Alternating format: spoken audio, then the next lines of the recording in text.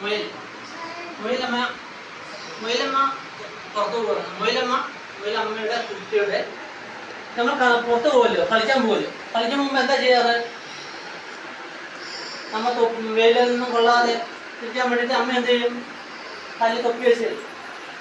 അതിനു വേണ്ടി മുയലമ്മ സ്വന്തം കുട്ടിക്ക് വേണ്ടി ഒരു തൊപ്പി ഉണ്ടാക്കി കൊടുത്തു. ആ തൊപ്പി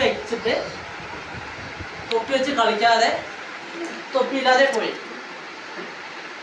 പോയപ്പോൾ മുയലമ്മ അമ്മ പറയുന്നത് കേൾക്കാതെ മുയലമ്മയുടെ കുട്ടി ആ തൊപ്പി വലിച്ചെറിഞ്ഞപ്പോൾ അവർ തൊട്ട് വന്ന ഒരു ആടുണ്ടായിരുന്നു, ആടുകുട്ടി.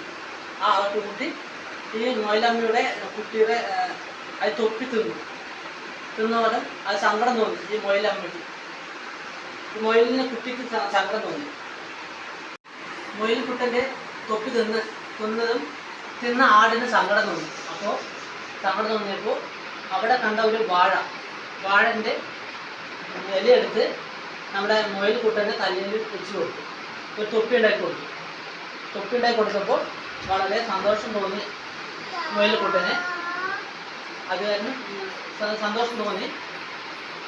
രണ്ടുപേരും സന്തോഷത്തോടെ വീട്ടിലേക്ക് മടങ്ങി.